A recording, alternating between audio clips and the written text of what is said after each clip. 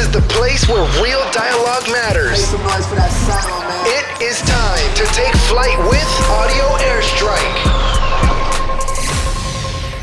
Hey, what's up, everybody? This is Everett Hall-McNeill, and this is Audio Airstrike. Thank you once again. This is episode 95, and I got a special guest with me.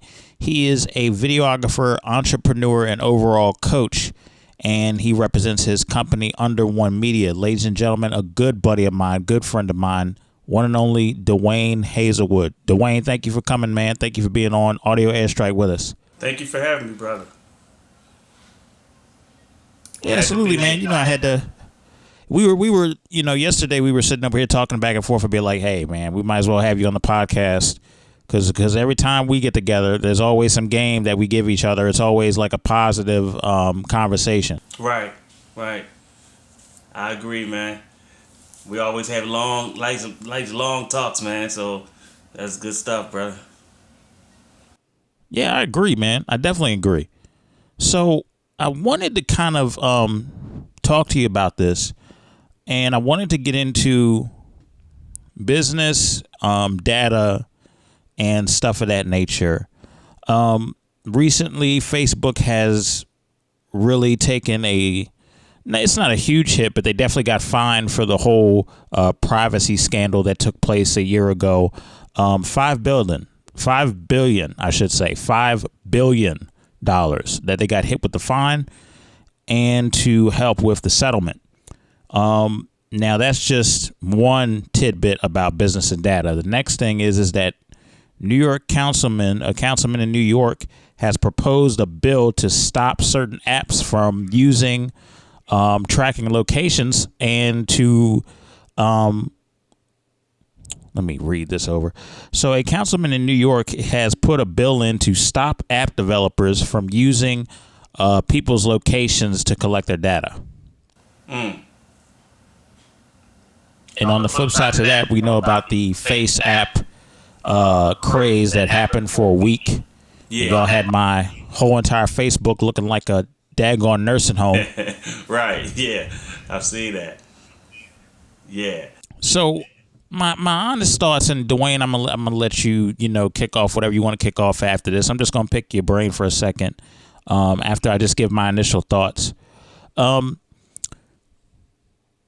When people sit over there and create this big fuss about privacy and data and stuff of that nature, but they willingly, when they apply for jobs, they willingly give their social security name, address. When they go for their driver's license, they give their name, zip code, address. They give their social security number. They already give some of their personal information away when they go and take care of these things, even when they get permits for different things. So if we're so hung up on privacy and data, you guys would not have been submitting your name, your date of birth, your address anyway. Now you're in a stage where, look, these people already got your information. They could find out where you live like that, like it's nothing, if they wanted to. Mm-hmm. What is new now, and with this new age of marketing, it is more about, let me try to figure out who he hangs out with, what's he into, so I can make even more money off of him. If I know that he goes to look up camera equipment, if I know he goes to the floral shop, if I know she likes to shop, I'm going to start trying to figure out what they like so I can market to them and make more money off of them. That is the game now. That's part of it. But also they're making money off that data on the back end. Because companies, at the end of the day, they want to make money. So they have no problem selling the data that says a lot more about you. It could be based off your friends list, based off where you, for those of you on Facebook that are stupid enough to check in when you go to a spot, that's them knowing where you are. Mm-hmm. You know what I'm saying? And doing different stuff of that nature. Of course, they have a whole database of where you've been to probably from 2016 to 2018 and onward and so forth. just by these clues. So everybody's sitting over here worried about these 3 instances of stuff that's going on when people are sitting over here using the location data to track whatever you're doing. And then they're worried about the Face app that was found out that it was made by somebody of Russian descent. And then they're worried about Facebook every 5 minutes.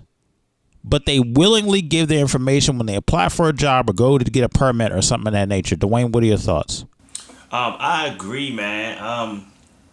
People, like this recent thing that happened with Facebook, people acting like it's a big shock. And you know, we heard about the Cambridge Analytics thing months ago, right? And, you know, people are still on here willingly giving out their information. And, like, it's already known that people think that you're going to be on this platform doing whatever you want, when you want, using it how you want, for free, forever. Like, you really think this stuff is free. Like, you are the product. You know what I'm saying? It's been going on forever. It's just this new wave of business and the way we doing things online. Like, really, this is how, as business owner, this is how we market. This is how we get information on the products to sell, you know, to people, how to put our stuff in front of people, you know, for business purposes. But a lot of people get on here and complain about the whole Facebook thing. And like you say, they willingly go apply for jobs and stuff like that, give their whole life, their social security, birth certificate, everything, don't get the job, and never think, well, where did this information winds up? Right? But then they get on, when they see this stuff happening with what's going on in Facebook, they jump on the moment right now is a big hype, but then they log back in and continue giving their information and all that stuff. Like, nobody really read the fine print when we sign up for these apps. Just like that Face, what is it called? The Face app. I knew better. I didn't download it or mess with it because I seen how popular it was and everybody was doing it. And I'm like a zigzagger. When I see everybody doing something, I go the other way. So I kind of like, nah, I ain't gonna mess with that. But it's the same thing with Facebook. I'm on Facebook. I use it for business purposes, but I also understand that what they doing with my information. You know what I'm saying? So this is not new news. Like, people know this. And I don't really see the big deal. I get it. People about the whole privacy thing. But dude, if you're gonna be on a platform and you think you're gonna do all this stuff for free, then you're a fool. And now that people know what's going on, get off it, I dare you. Some people addicted to it. You know what I'm saying? But if it's that much of an issue for you, just get off it. But truth be told, it's too late. You've been on it for 10 years. They know everything about you, so you can dip if you want. You know what I'm saying? But, you know, so my thing is, all right, it's Facebook now, but we all have, most of us got over 50 apps on our phone right now that we signed up for and we joined and all this stuff, and they got all your information. So whether it's Facebook or another program or another app, if you on anything for free or you think it's free, you got another thing coming. Y'all gotta wake up. Right. Ain't none of this free. You the product. Right. None of it is free. If you think for 1 second they are not using your data and selling and making money off, technically they're making money off of you because you're willingly to put your information out there to make an account. Yes, you're able to log in Facebook for free. Yes, you're able to message people for free. But these things are under recorded data on a server, which means that it is available to be purchased for profit by another company that is going to try to market towards you in order for them to make money, whether it is domestic or overseas. Yeah, it's business. It's business. Like, that's just like, remember a few years ago, you don't even hear nobody talking about this. Remember Verizon? I believe it was Verizon. It was like a year or two ago when they came out and admitted that they screened your phone calls. You remember that? Yeah, nope. The sad thing is, I don't remember that, but it wouldn't surprise me. Oh yeah, go do the research, man. I believe it was Verizon where they got caught up in this whole thing that say they listen in on people calls, right? And it was, I don't know why this Facebook thing is making more waves and more news than that. They swept it under the carpet real fast, but you can go look it up that they admitted that they do listen in on some people's calls. Verizon. Why this wasn't major, and people people complained about it for like a good week. I thought it was gonna be bigger than what it was. They complained about it for like a week and boom, done. You don't even hear about this stuff no more. But go look it up. I think it was at least 2 years ago or something where Verizon, or I could be wrong, it could be another phone company, but I think it was Verizon where they admitted to what they call like screening people calls, listening to people calls. You know what I'm saying? And we agreed, but the thing was they was able to legally do it because you agreed to it when you signed up for their service. You know yeah, what I'm nobody saying? reads the terms of service. Nobody reads that. Nobody all reads 10 of them pages. privacy policy. None of that.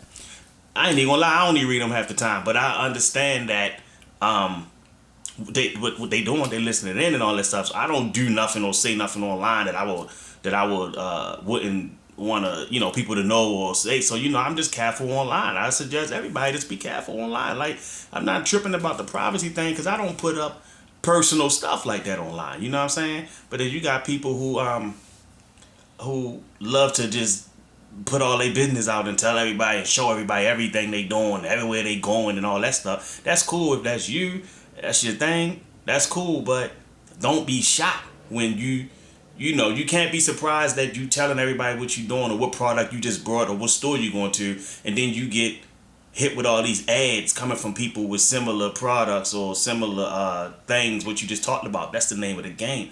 Like we use Right.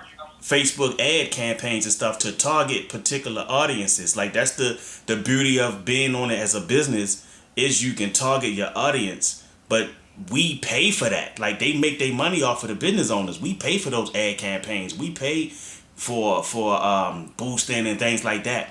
So that's how they make their money, to be able to collect the data so that businesses can come and pay to be able to get their product in front of people, because this is where the eyeballs are at.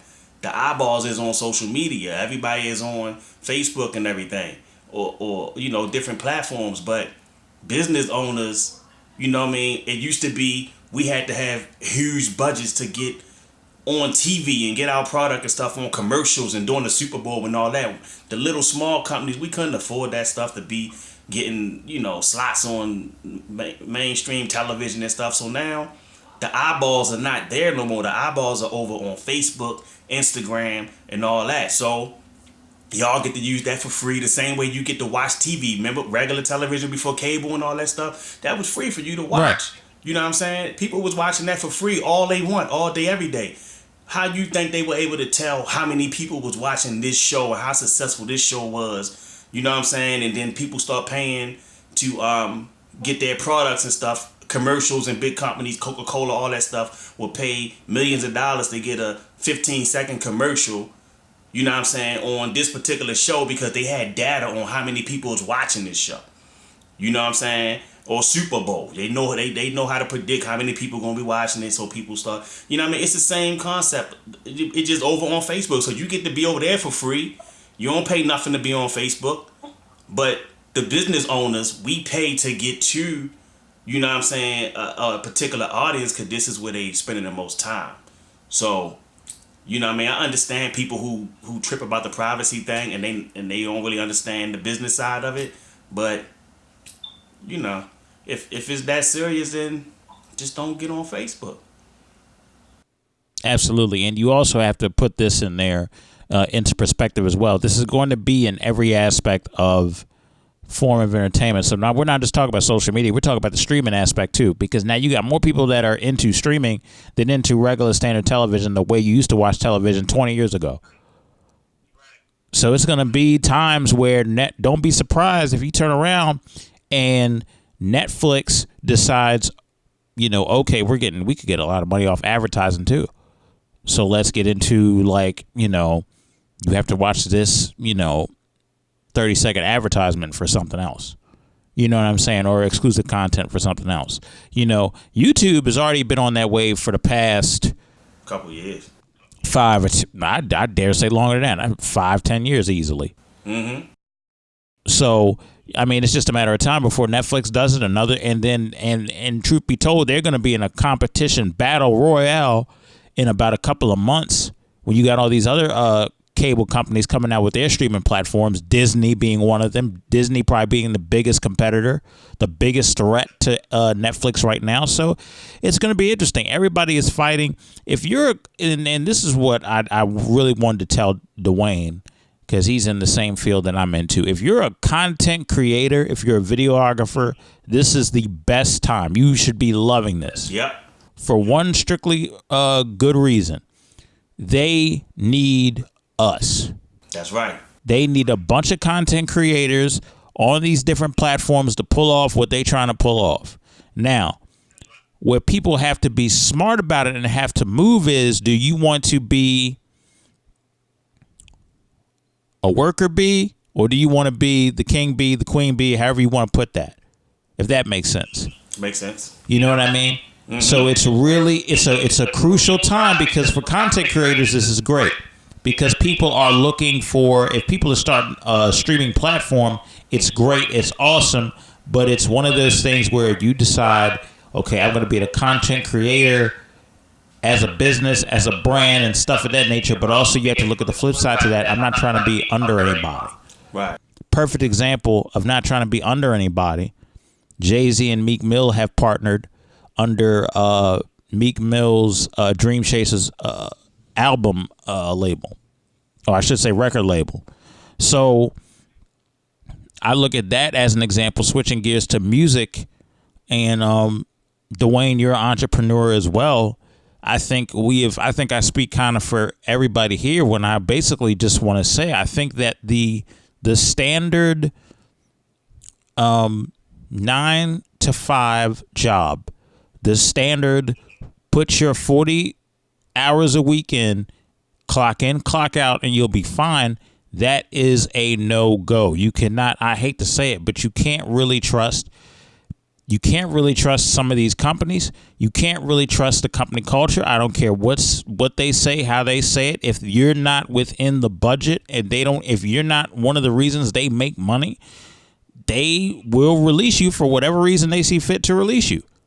True. So when I sit back over here and I look at examples like this, where for the longest time, the rap game, it was mainly these rappers don't really own anything. It's really the executives and the brands that are under them, that are funding them, that are really making the money, and they'll get pocket change.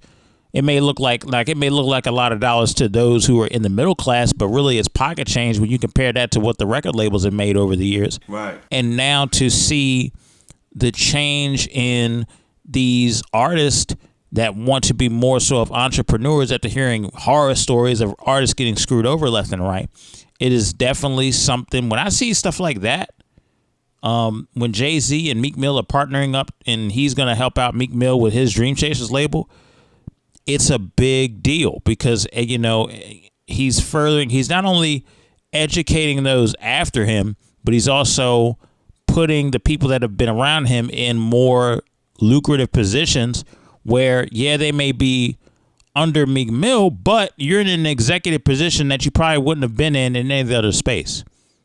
So it's about opening doors from other people as well, too. Dwayne, what's your thoughts on the whole concept of ownership and Jay-Z and Meek Mill? I agree, man. I seen a little bit of the buzz coming up on my stream, but I haven't looked into it heavy. But I mean, who else better than Jay to go under that can teach you like how to own your shit? You know what I'm saying? Like, I think it's a good move for Dream Chasers. I mean, Dream Chasers been around how long? And I ain't heard nobody come grab them up to do what Jay doing. So they've been kind of like it's kind of been a saying. You know how sayings go with certain clicks. That's what they've kind of been regarded as.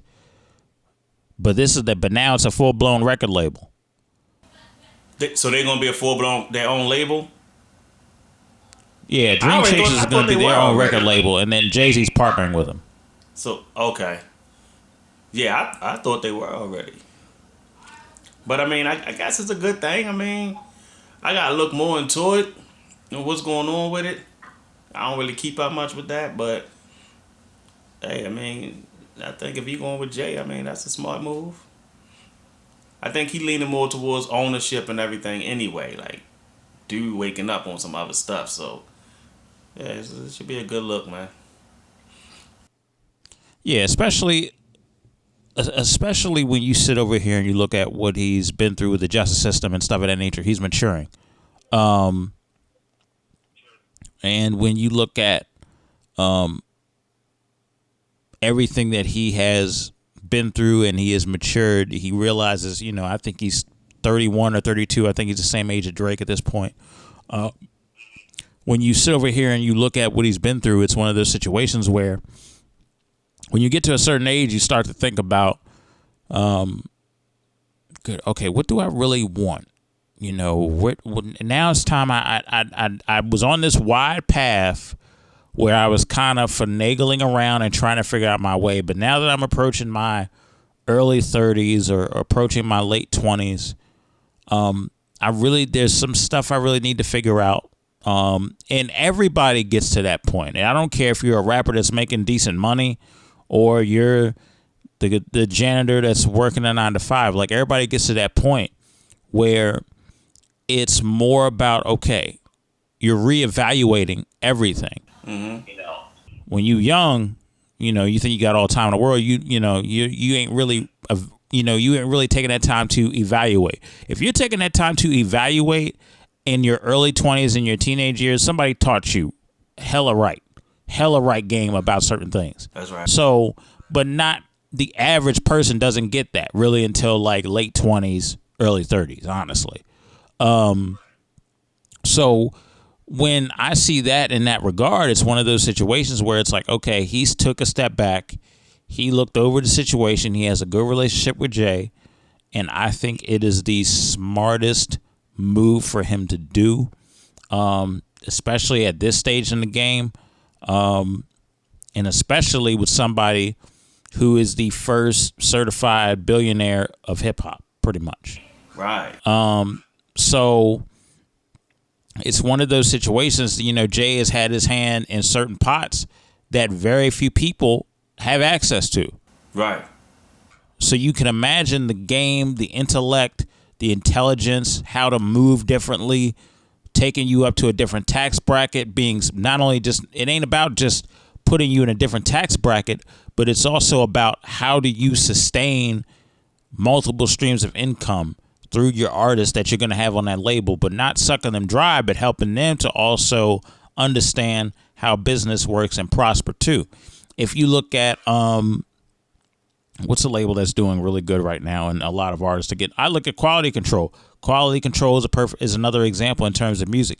These guys are smart, not only from a marketing standpoint. These guys are smart also from a business standpoint. It's not just one person in that label that is on and everybody else is just behind on the background. Right. You know what I'm saying? Everybody is getting their shine, from the Migos to Little Baby and on and onward and so forth.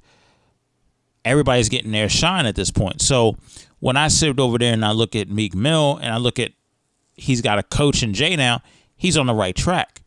And it's very important when it comes to ownership. And I think, Dwayne, you could speak on this, that when it comes to ownership and stuff of that nature, and really making sure that you have mentors that guide you in the right way, making sure you have at this stage in the game and at this particular time, nobody, and I mean nobody, I don't care what field you in, you did not get to the position you in now, no matter how big or how small, you did not get into that position strictly by yourself. That's BS. If you did, you're lying. Somebody coached you, somebody influenced you, somebody taught you a different way. Somebody was your sensei at some point. You did not step into this game being, I am the sensei, I know all. That's not the case. That's right. All that self-made stuff. Yeah. That self-made stuff is whack. It probably worked in the early 2000s and late 2000s. That's not the case anymore. Yeah, it sounds good. It sounds good. Building brands, it takes influence. It takes having coaches. And you don't even have to meet your coach. You could be watching somebody online and be influenced by them about how they did certain things. Everybody's influenced by somebody. That's right. So I think the biggest thing when I look at the ownership aspect of everything that's going on, it's one of those situations where it's about really sitting down and really getting that coaching. And you have to be coachable. This is not about finding a coach and then you want to be hard-headed about stuff. Yeah. I hate that. Yeah. That's the worst. I think, it's a great thing because I think people or artists have learned from the artists in the past who don't own anything, who are like just old, washed up artists now and stuff like that, because they didn't take control of their own. They kind of left everything in somebody else's hands and didn't pay attention. Like a lot of people who was with, I always look at like some of the guys who used to be with Jay or some of the artists who was with Puff back in the day. Like, you know what I'm saying? How many of them actually took control or ownership or had their contracts or whatever structured so they won't wind up 10 years down the road, even though they're not with Puff or with these people no more. They still had the business side going, you know what I'm saying? They still was doing other things other than music, or they became moguls, you know what I'm saying? I look at people who's under them and be like, yo, you got, like now, Jay, you got this billionaire around you, like, you ain't soaking up the game on the business side or figuring out how to, you know what I mean? We seen his moves publicly for the last 10 years.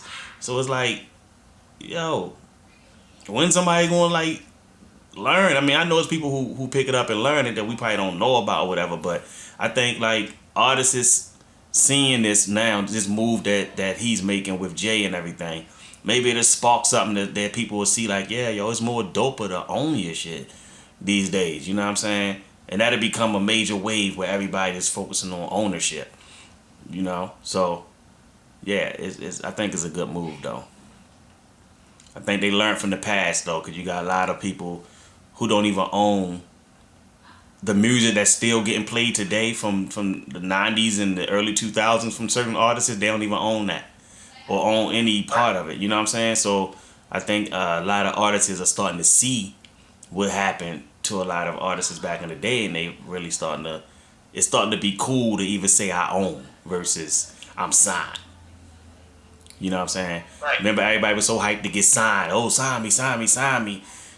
You know what I mean? Now was, you know, the independent, the whole indie thing taking off, and everybody doing their thing on their own now. So it's kind of like the whole ownership thing is doper now than saying sign me. Right. And here's the thing, right, when it comes to ownership and stuff of that nature, and I need to say this so everybody understands.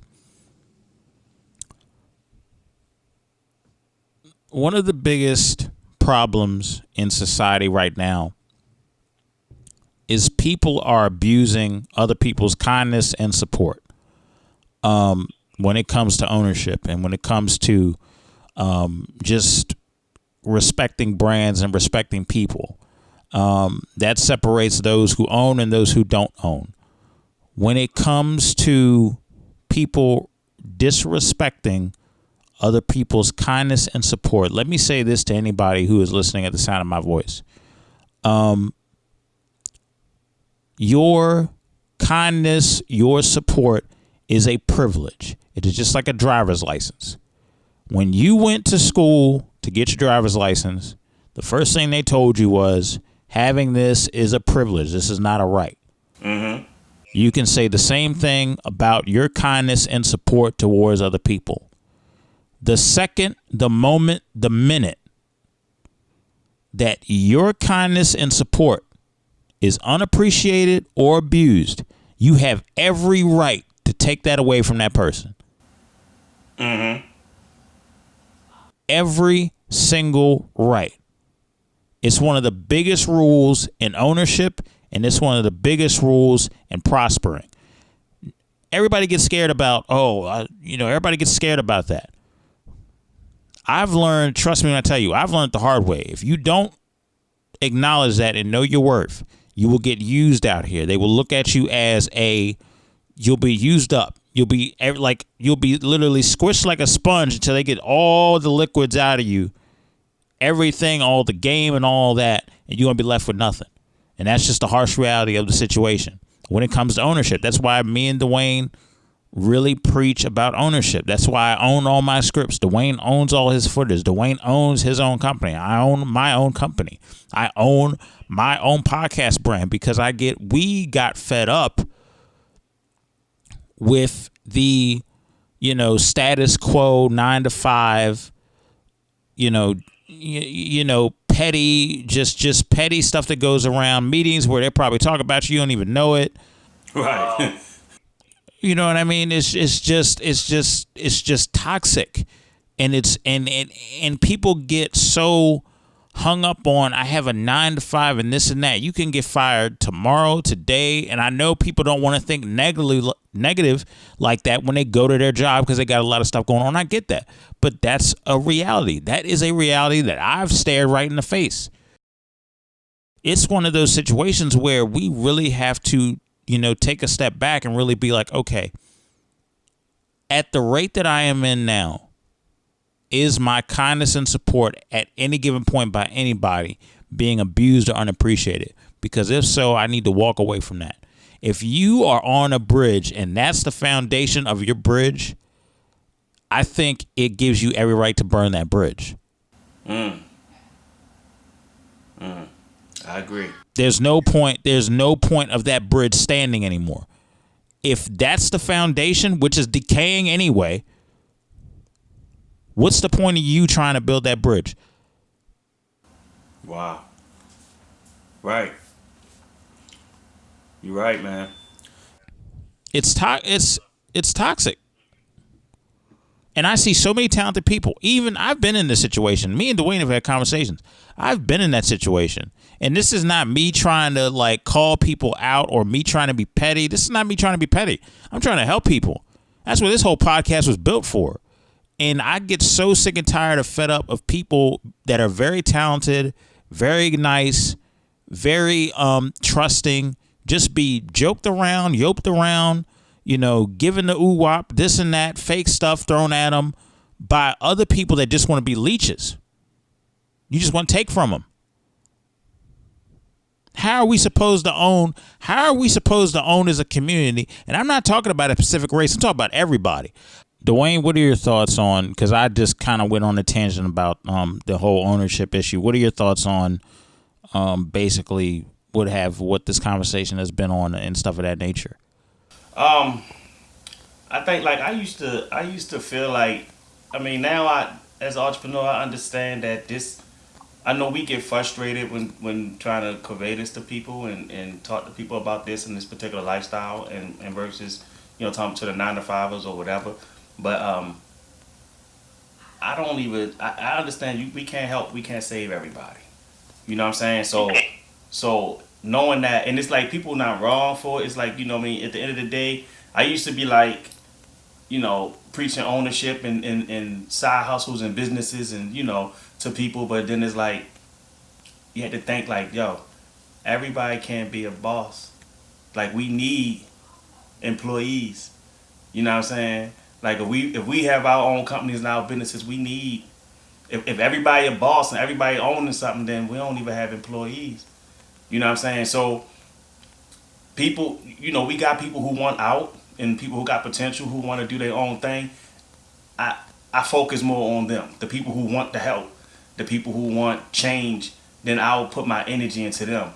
But those who see the opportunities, they see the lifestyle, they see what they can have, but they just don't have the mindset to go get it, then it's okay, nothing wrong with that. I let them be because they probably wind up working for me at some point. So let them continue building their 9 to 5 mentality because we might need them to work for us. You feel me? So yeah, I get that. So I kind of all right, I just let them do their thing and I focus on people who want more or who want to change their lifestyle and become entrepreneurs or own their own businesses and all that stuff. Then I'll put my energy into them. But I don't need to waste time no more with 9 to 5 mindsets. Nothing wrong with the people or it's not nothing against nobody. Yeah, we're not. A lot of my friends are 9 to 5ers, but I'm just saying far as I don't waste time trying to convert them or trying to get them to do their own thing. If they happy with the 9 to 5, then let it be. But we both know how that can go. You know what I'm saying? but everybody wake up at different times. You know what I mean? Yeah, it's one of those things, and look, I'm not sitting over here saying if you work a 9 to 5, you're trash. That's not what I'm saying. Yeah, that's not the type of vibe that I'm on. But what I am saying is that I am trying to spread awareness on the fact that some companies that have these 9 to 5s will not hold you in high regard and look at you as expendable and replaceable if need be, or if it's not within company budget, or for whatever other reason that may be. That is the harsh reality. And so if you think that you are going to spend 10 years, 20 years at one job when you got statistics saying that you're probably going to be switching a job every 3 to 5 years anyway, what does that tell you? There's no stability. Right. There's no such thing as So job you're going to security have these to, days. right. You're going to have to, it's one of them realities where I'm looking at the situation and I'm going, okay, you got to be prepared to make sudden moves, or there is going to be a sudden move made within 3 to 5 years. And with some of these companies, it may be several months. Who knows? You don't know the agenda of whoever's in that corporate office, but it's one of those situations where if you're an entrepreneur, can you decide your own hours? Yes, you can. Can you start your own business? Yes, you can. But it takes more drive that is multiplied way more for the person who's trying to employ people than the employee. The employee only got to worry about, I come in at this certain time and I leave at this certain time and I do my work in between. You have to worry about how it's going to be marketed, the branding, the look, everything, who employees you hire, and that nature. So it's a give and take. It's a give and take. And we found that out the hard way. Some people still ain't get that kick yet. You know what I'm saying? So, it's I know better. You know better. We both had similar experiences where, we would let go from companies that we had, we didn't know why. It just, they just let us go, stuff like that. But, yeah, it's changing, man. It's every 5 years is different, or it's 5 to 7 years is the economy, all this stuff is changing. So people, some people change with the time. Some people still stuck in, the 50s and 60s and think that there's going to be this, we stick with these companies for 20, 30 years and there's going to be some kind of pension or social security or some check waiting for us down the road. And, Yeah, and there's a good chance that night might happen. And I'm gonna tell some of y'all, I'm at this point, at my age, I'm 28, about to be 29 later this year. I don't see how Social Security is going to help my generation. I just don't see how that's going to help. The little amount of money that's going into there off your check, I don't see how that's going to help. When you think about how inflation might be in years to come by the time we hit our retirement ages, or when we're supposed to hit our retirement ages, that it keeps on going up every year. It's one of those situations where, okay, can I really trust this to fall back on? Can I really trust a 401k to fall back on? Can I really trust a CD to fall back on? All these old mentality things, it's getting to the point now, it's got to be some type of residual income. It's got to be real estate. It's got to be stocks. It's got to be something worthwhile. yeah, it's, I'm about the multiple streams, so I just tell people man, even if it's working, I don't know what just happened, but even if it's working or whatever, multiple jobs or whatever, you have to, I don't understand how, for years we've been taught to we have multiple bills, but we trying to juggle all these bills with one income. You know what I'm saying? We got rent, car notes, insurance, gas and electric, cable, internet. You got all these bills that you're trying to juggle with one income. You know what I mean? A lot of people, some people got enough and a good enough income where they can handle it. But then you got a lot of people who struggle where they only make enough just to pay the bills.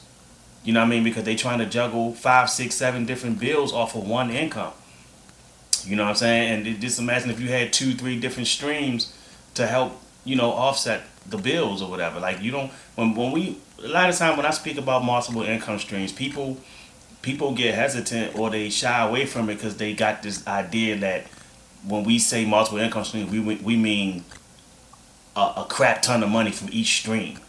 You know what I'm saying? It can be as simple as one stream is enough to pay for your cable, gas, electric for the month. You know what I'm saying? Versus your main, Right. like you might have your main job that right now you're trying to pay 7, 8 bills from one income. Well, if you find ways to create separate little income streams, this stream, let's say you got your main stream and then you got another stream that might have took care of your car note, gas, and electric. That's probably only like $600-700 a month. You know what I mean? You got another stream paying this, another stream paying that. That way your main income stream is you can use for investments or other things. And then you got other small little things you might get into that help offset the other bills. So it's not like you got to have these big old elaborate side incomes and stuff that, you know what I'm saying? It can be small little things you making monthly to help you not have to struggle trying to pay 7 or 8 different bills from one income. You know what I mean? And some people, they got husband and wife teams, so it's 2 incomes in the household, but even still, people struggle with 2 incomes in a one household trying to pay multiple bills and stuff. So, you know what I mean? That's just I just preach the multiple income streams. It don't have to be a crap ton from your side hustle or whatever you got going on, but at least it can offset and take some of the pressure off of your main income and, take care of other little bills and stuff like that. So, yeah. Yeah, I definitely agree. It's about a mindset. It's about making sure your mind is in the right place. And when it comes to this season that we're in, and I know we're right in the thick of summer and some of that nature, people's mindset, depending on age, worries me. And I'm going to tell you why. Hot girl summer. That's a trendy topic. Which is another way of saying summer's out. I'm in my, have a good time bag. This is what I want to do. I just want to live life on certain terms. I want to be free, this and that. Meg Thee Stallion coined this phrase. And, being, she can do that. She's in her early 20s. But when I see somebody with bills and her priorities messed up and you in your 30s and 40s saying that, I'm like, whoa. I know it's trendy, but you can't be doing that. You know what I'm saying? Like, priorities. Like, if you're on vacation, fine. If you have a designated time for vacation, I can understand why you would be on your hot girl summer stuff. I can understand that. But I don't want to hear you say that and you got bills up to here talk about hot girl summer and this and that, and you at the club and ain't none of the bills paid at home. Now fill me in. This hot girl, cause I don't keep up with a lot of this trendy stuff going on these days. But so from what I'm hearing about this hot girl summer, what's the definition? Like, what's the point of it? Hot girl summer is, let me see if I can look at this on my screen, is about just being you, having fun, turning up, drinking, not giving a crap about anything. Basically, it's another trendy, cool way of saying it's summertime, enjoy the party lifestyle, basically is what it is. I guess it's them living their best. I heard somebody mention like living your best life and all that stuff. So you only do that in the summer? Like what do they do for the rest of the year? Is it after the summer just like what is it? It's not gonna be trendy no more when it's hot. Y'all can't be yelling hot girl summer this winter or this fall? Or living your best life or doing whatever that the definition is for the rest of the year? Like what is Charlemagne said it best. You can have a hot girl summer if you want to, but you're going to be a single mother come spring break. You made me laugh with that. Yeah. Oh man. Yeah, I guess it's. I don't pay attention to it, but I mean, I guess it's an anthem that they it's for women only, right? It's a party anthem. It's a party. It's one of those. I think it's one of those things that it became trendy, and it's another thing for saying it's summertime. Live it up. It's nice weather. It's been hot as hell the past week, but it's nice weather most of the time, depending on where you live at. And live it up. You know, this is you know what I'm saying? Live it up. Don't care about what nobody's saying. Now, I do have to say this in context. The person who coined this phrase is somebody that's in their early to mid 20s that is thriving as a hip hop artist. She got the right to do that and turn up with her friends because she is successful. She's at a point now where she can do that. But don't get it twisted. Homegirl went to college to got her education. Okay. So when it comes to... So is that a song or something? Huh? Hot Girl Summer. Is it a song or just a term? It's a term. It's a popular term that's going on that she coined, that Megan Thee Stallion coined. So her background is she's from Houston, went to college, is young, but is tearing up the rap game right now. And she coined this phrase, and everybody took and ran with it and came up with their own definition as to what hot girl summer is. And some people's definition of what hot girl summer is, throwing away the priorities, is one of them. Hey, well, they did say hot that's girl. That's what I've literally seen. They did say girl, not women. So let the girls be girls. Well, yeah, that's true. You have a grown woman summer, or you can have a hot girl summer. I mean, of course, grown ladies gonna jump on and talk about, oh, I'm having a hot girl summer. Yeah, okay. But, the key word was girl. That's like if they called it hot boy summer, and then you and I start jumping on it, we looking and sounding like little boys at that point, or teenagers, or, you know what I'm saying? Because I consider myself a grown man and I'm carrying myself as a grown man, then I don't want boy attached to nothing I'm doing. Right. You let me catch any of my male friends talking about hot boy summer, I will slap them dead across their freaking face. What the heck, hot boy summer? You know what I'm saying? Even though I understand what they trying to say, the term and everything, but grown men, we pretty much live that life period. It ain't just for the summer. We year round with that life. So, I mean, if I had to coin the phrase or put a term or definition to it, I'm not with all the, drinking, turning up, all that stuff. But, grown man life or grown man summer, taking care of your family, your kids, running your business, doing your thing. Okay, that's grown man summer. But that's grown man year for real, all year. But I've seen a couple things online about the hot girl summer. The most I hear about it is, the most people I see saying something more like the younger, the millennials, you know what I'm saying, the early 20s or teenagers, stuff like that. So I'm like, yo, that's their lane. I let them have it. I ain't got no say in that, you know what I'm saying? But right. I don't pick. I mean, shoot, I got a 20-year-old daughter, you know what I'm saying? So I let them have that. That's their lane. But I've seen like something where, what's the boy name? The basketball player's wife has said something about it or whatever, and everybody started dragging her or whatever. What's her name? Curry, Steph Curry wife? Aisha Curry? Yeah, she had said something about the whole, somebody had interviewed her and asked her about the hot girl summer, and she mixed up the artists. She said it was what's them girls' name? The girls who be rapping. City Girls. She said it was City Girls' song and all that. So they had to come through and correct her. And I was just like, the way I saw it, they was dragging her through the media with it or whatever. And my thing was just like, yo, she about my age. I'm like, yo, stay out of them kids' business. You know what I'm saying? Like, right. She had no business try to roll with that wave right there. Like that's the youngest business. Let them have that, man. Right. You know what I'm saying? That's that keyboard, because them kids are keyboard warriors. They will go. Oh yeah. They Oh, they will go ether in. you out on over that keyboard, bro. Like they will ether you out. Let you get something wrong that's trendy, that's about them. Oh my god. Oh, they go in. The beehives and all of them. You talk about their favorite artists. Oh, they. Bah, bah, bah, bah, bah, bah. Yeah, yeah. But they the ones need to be concerned about privacy on the internet.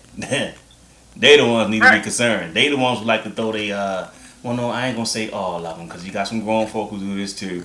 But a lot of them like to get on these social medias, putting their face and everything on it, saying this, doing this, committing crimes, flashing stuff, doing all this crap, and then they don't know what's happening with that data. They don't know what's happening with the stuff they putting out about themselves. That can come back later when they grown, when they finally reach them 30s, but then it's stuff that they did in their early 20s when they teens online that can really, screw stuff up for them. So people needed that generation need to be careful with this internet, man. I think we've been on it long enough. Well, it's social media, not the internet, but the social media. I think we've been on it long enough that we kind of see what's going on now, and we can, we can all right, know what to do and what not to do. But a lot of the younger folk were born with this. Like we remember a time. Well, I remember a time where there was no internet. You know what I'm saying? Let alone social media. I remember when there was no internet in the 90s. And I remember when there was no social media. I remember when we first got on MySpace. You know what I'm saying? But we remember a time before it, during, and when it's gone. I still know how to operate. But a lot of people were born into this. They don't remember or can even imagine a time without having social media. You know what I'm saying? It's everything to them. So they can't fathom the thought of it not being here. Right. A lot of people have made money off this. A lot of people making money off, people becoming celebrities off it, and all that stuff. So it's just like when we talking about y'all need to not do this on there, blah, we look like the old man, get off my lawn. You know what I'm saying? So they not gonna listen, but universe is showing what's up. So it goes back to the whole privacy thing. You know what I'm saying? I feel like a lot of them need to be more concerned about that privacy thing for real, because a lot of stuff they doing online is getting shared, is getting used to target you for certain things, and certain content getting put in front of you based on what you follow, what you posting, who you hanging with, who you tagging, what you doing in your live streams. All that stuff y'all think is for free. Evident. Yeah, man. Evident. Yeah, man. So you can't get upset. But like I say, man, we remember, I remember a time where there was no social media. There is social media, and there's going to be a time when it's not. You know what I mean? It all come and go, man. We done had Black Planet. We done had MySpace. We done had all kinds of stuff come through. And all that stuff we did on those social media, what happened to it? You know what I'm saying? But a lot of that stuff was used to study human behavior, our behavior, and they knew what will work later when they come back with more social medias. MySpace and all that stuff, seeing how people was acting on there and doing certain things on there and whatever, willingly giving up our life and our information and everything. They studied the game, so they already knew when we hit them with this and with this and with this, people will, willingly give up his information. So we have businesses and all that we can target to get the traffic and everything over to them if they pay us this amount of money, all that stuff. Yeah, it's all the business. When I sit over here and I look at, what were you saying? I wish Facebook would charge like a monthly fee to be on there, kind of like LinkedIn. You know what I'm saying? But how much? I always wonder, like, who would, if Facebook was to charge the same way Netflix charge, if Facebook was to start charging you to be on their platform, would a lot of people just stop being there, or would people actually go there? I think a lot of people would hop over. I think a lot of people would hop over to Instagram and just whatever they do, because it's similar platforms. You can message on your platform. You can put a photo on your timeline. True, but if you're going to charge me for Facebook and it's the same similar format as Instagram and I'm not being charged on Instagram, I'm just going to go over to Instagram. And if I get charged over at Instagram, and if you're forcing my arm and you're twisting it for me to pay for something, if I'm a cheap bastard, what I'm going to do is I'm going to go to back to Twitter or back to Snapchat. But then it becomes you just running around to get free shit. So if you want privacy, then you pay for it. But Dwayne, yeah, I get where you're coming from, but we talking about an entire country of people that think differently. Yeah, true. But they can ease that. They can kind of ease that up on you some kind of way because like, all right, if selling your information, and it's just me hypothetically speaking, but if selling your information, which is what they're doing now, to make money, well, if you were to pay for the platform and as part of being a paying member, your privacy is not shared or however they can assure you that, but your privacy not shared and blah blah blah, then if being on there is that important to you and it only costs you, let's say $2 or $3 a month, if you really that concerned about privacy and not being targeted and all that, because I think they say the FCC or whoever's supposed to do something with the whole targeting stuff now, like make it so you can't target people, or they can have some option to turn it off and all that stuff. And if you was paying for it, you know what I'm saying, then it might be a different experience. I'm just saying. It might not, it might be, but it depends on what you on Facebook for. All of us not on there for the same reasons. You know what I'm saying? Me, I'm started going more over on LinkedIn, because that's just where like a lot of businesses and stuff be at, and business owners and everything. And LinkedIn is a paid platform as well. It's free, but they got a paid branch to it. And if I'm paying to be on the social media platform, I'm not paying to be on there posting memes and bullcrapping and scrolling. You know what I'm saying? Just looking at what other people doing. Like, I'm over there trying to do business or something. So, you know what I mean? That's why I kind of like the LinkedIn platform. Right. So if that's the case, then I think if you're saying that Facebook should charge for their business side of stuff, then that's a fair conversation. But when it comes to just casual, I just want to be on social media for fun, if they start charging from that, oh my God, they would run quicker than a rapper away from a videographer. Yeah, they would, because people done got addicted to just being on somebody's thing for free. So so your choice will either be pay for the service or be the product. So if you want to continue to use it for free, just understand you are the product, and we got to make our money off of selling your information. But if you want to pay and we stop all that, you got the option to block yourself from this, block yourself from that. All right, cool. But they got to make money some kind of way. They make money off advertising. They make money off boosted posts. Yep. From us, from business owners. Trying to, but they can't make it money off of anybody.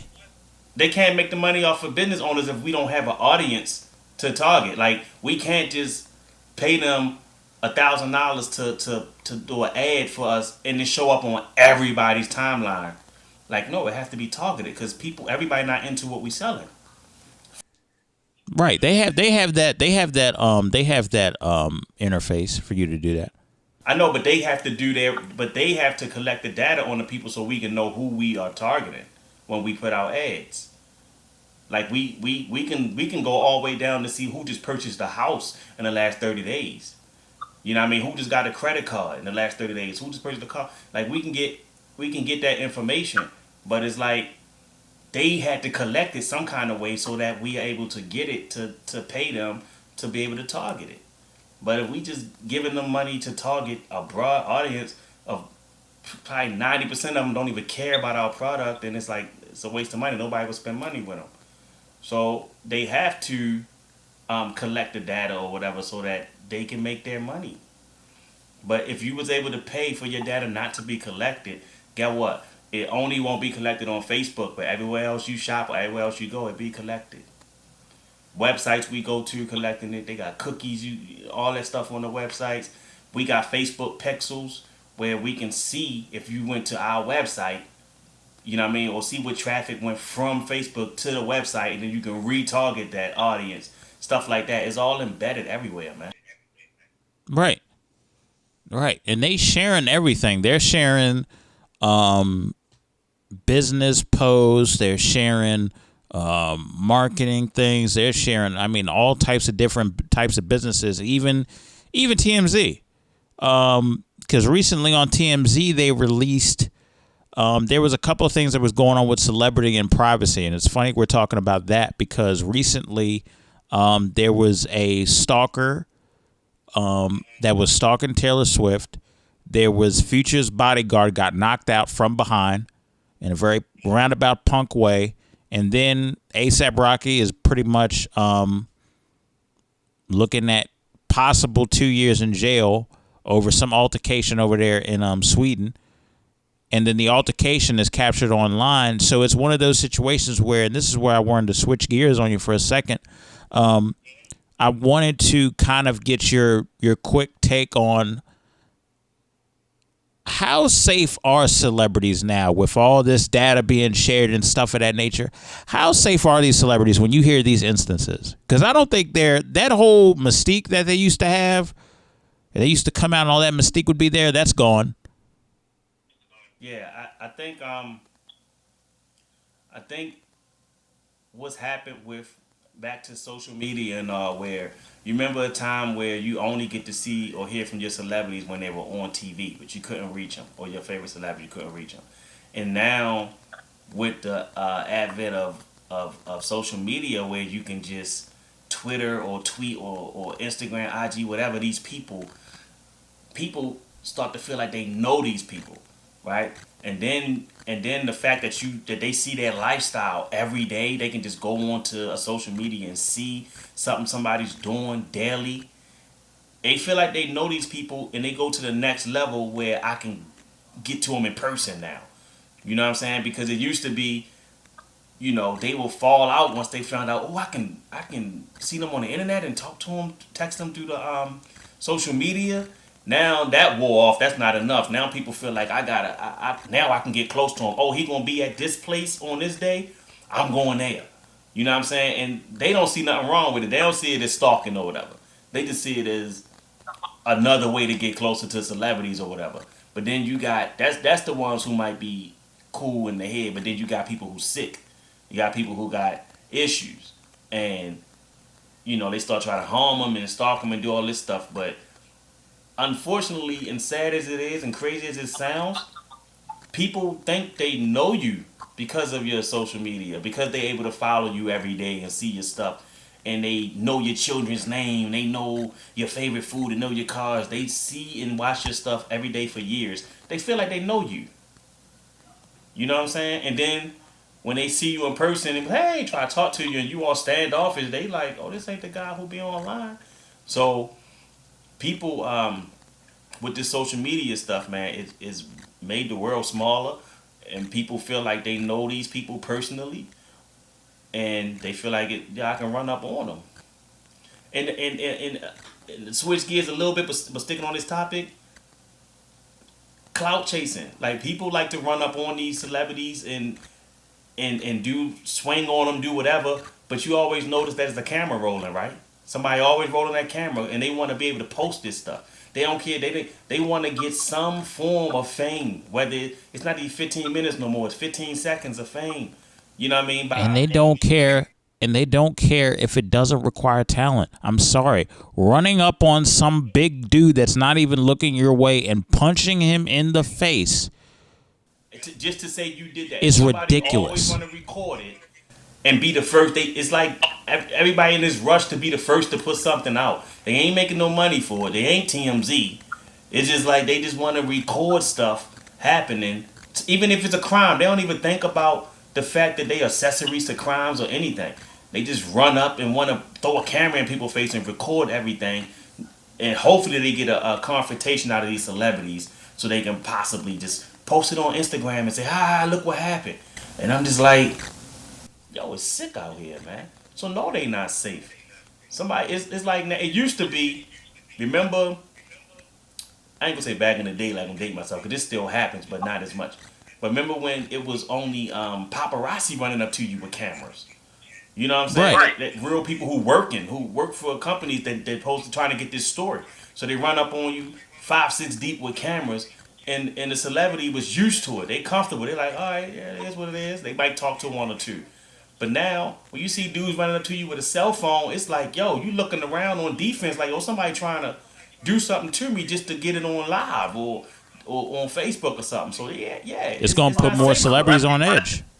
Yeah, they trying to get it somewhere. So it's definitely not safe, and I can understand these celebrities just trying to be out. I mean, they signed up for this when they took on these occupations, but still, they don't deserve to get attacked and all that stuff in the streets. But you know what I'm saying? It's people who, when you see them cell phones out and somebody running up on you with the cell phones, it's like, yo, all right, you just met me in person. Won't you enjoy this experience? Put that phone down. Let's talk real quick. Like, people don't want to sit and try to be cool with you with a phone running because they know 9 times out of 10 you up to something. You trying to get me to say something or do something so you can turn this footage in or post it online and get some followers. That's all they want is some followers, bro.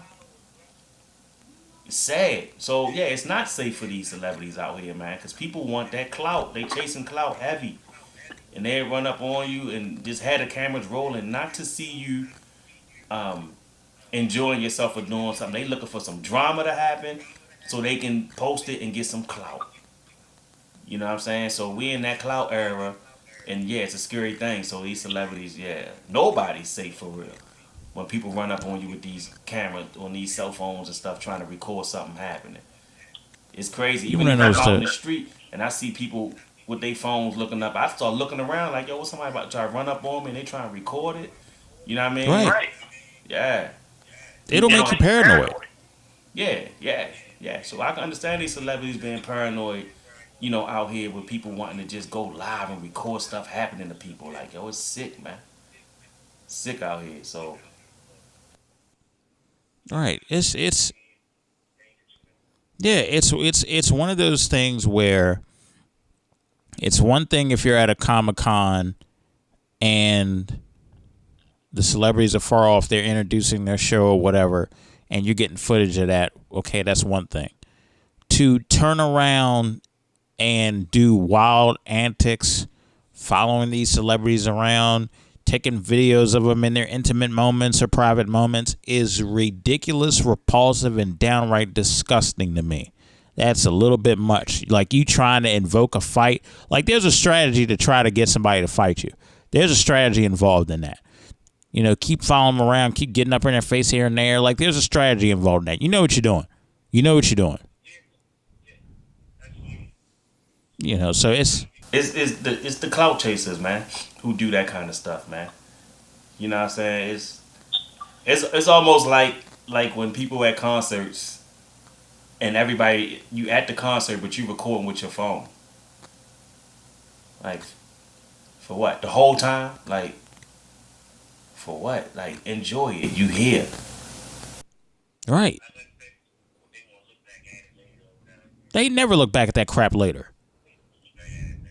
You post it because you want to show the rest of the world or your people you follow or whatever. Look where I'm at. Look at what I'm doing. Like, look what I just seen Beyonce. Look at me.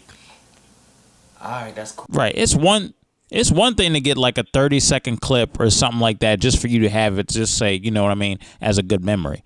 But you sitting there recording a full-blown whole set, you might as well watch it on your television.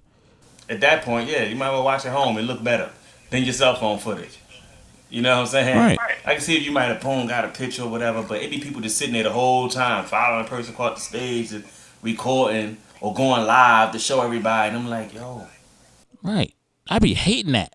I be like, yo, put the phones down, just enjoy the concert. Like, get the crap out of here with that. Yeah, man, it just be the they worst. just want to show it.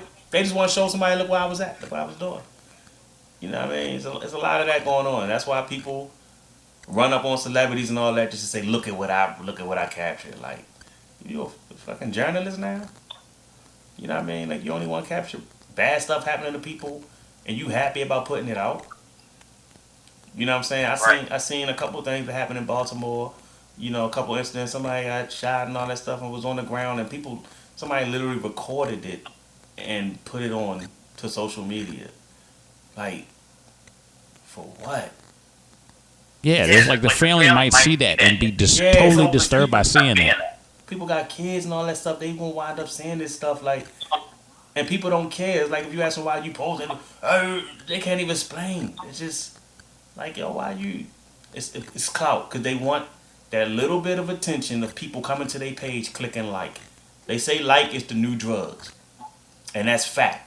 When people hear that ding going off, it does something to them. You know what I'm saying? You don't get paid for it. You don't get no money. It don't improve your life. But if you got some more followers, 100 more people came and followed you and clicked like. Or the engagement, the comments underneath. Yeah. You see 300 or 200 comments that you wasn't used to getting, and you used to only get 5 comments on your stuff. It does something to you. It does something for them. They doing it for the likes. And I'm just like, yo, them likes ain't gonna pay no bills. Them likes ain't gonna feed you and your family. Like, why you doing so much to get them? Like, do something real. That same energy you putting into doing all that shady shit for likes, you can put it into something real, something better, and get money or whatever. Like, people doing the most for these likes, man. It's crazy. So yeah, definitely not safe for these peoples, these celebrities, man. I heard about the Future's bodyguard or whatever, but I didn't want to see that. I didn't even go see it. I heard about it. I'm like, that's the reason why somebody recorded it, because they wanted to go viral.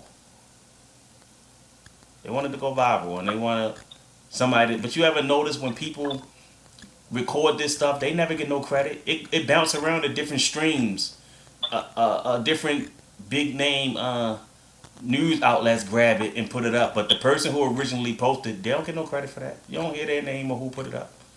It just they sure don't. Yeah, the video get tossed around, so the person in their little room, like, yeah, that's my footage. I put it up. Yeah, I'm the first one who put it out. Nobody cares.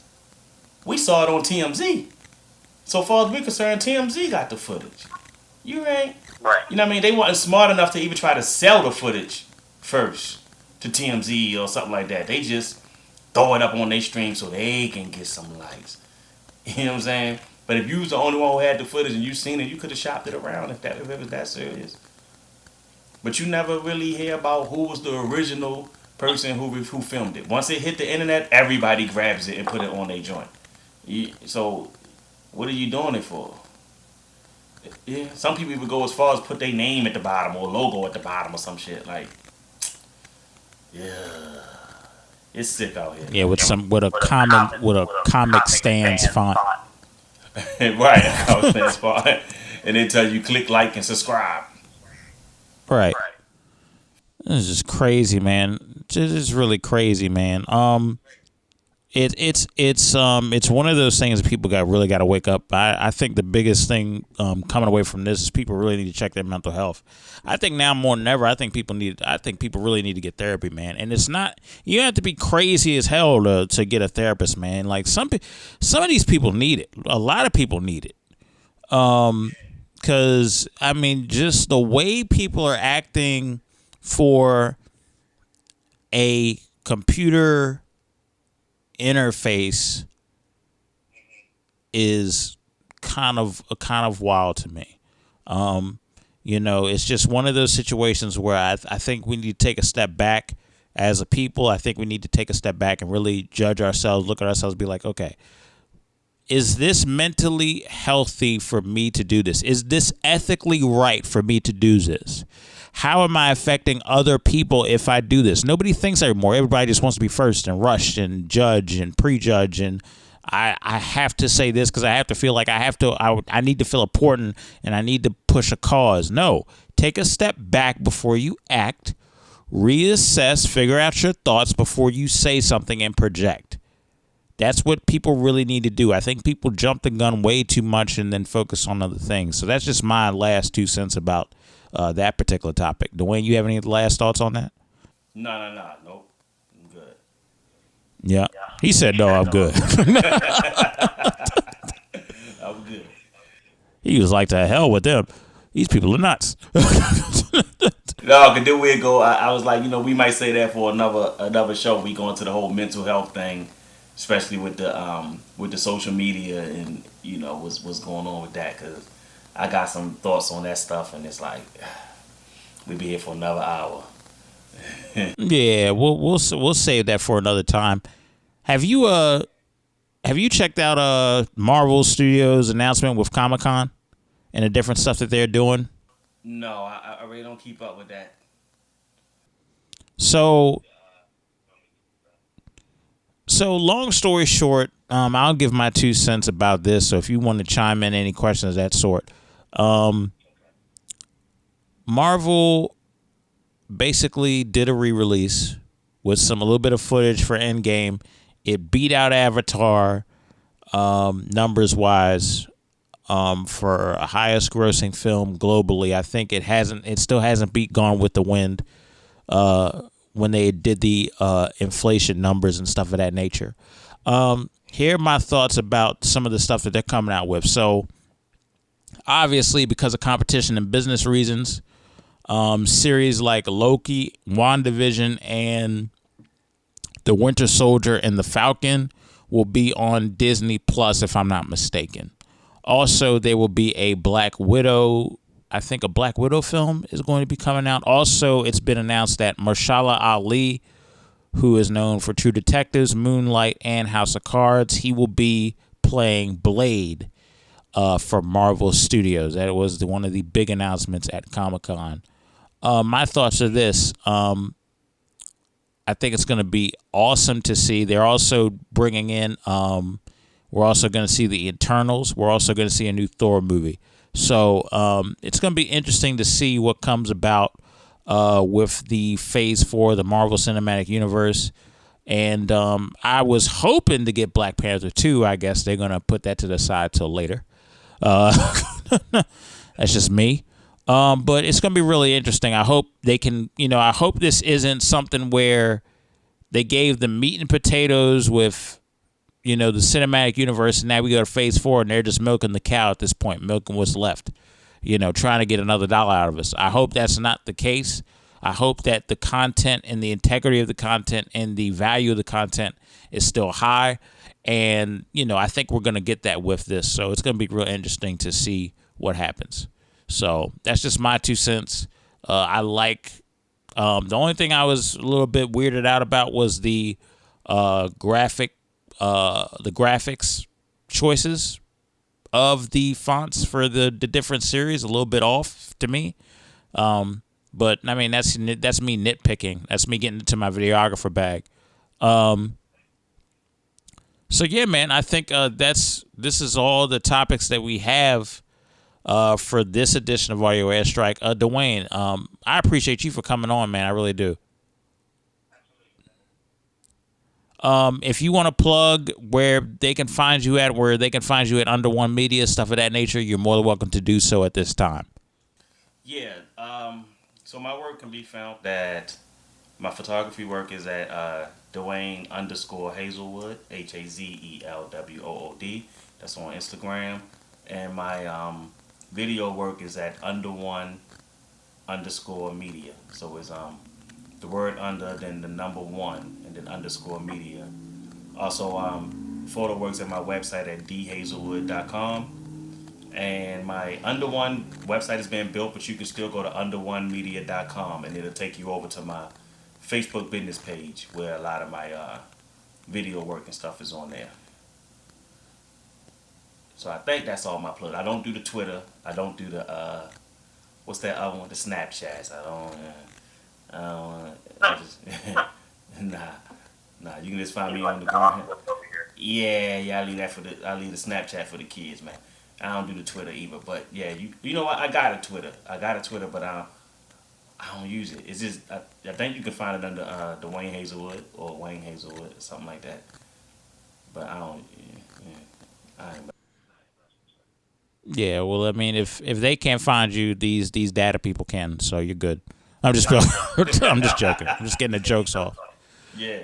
So yeah, man, I want to thank you for coming on, man, and sharing and us sharing and kind of doing an iron sharpens iron version of this podcast and really just kind of enlightening people on what to watch out for, what to look out for, and stuff of that nature, man. I really do appreciate it, and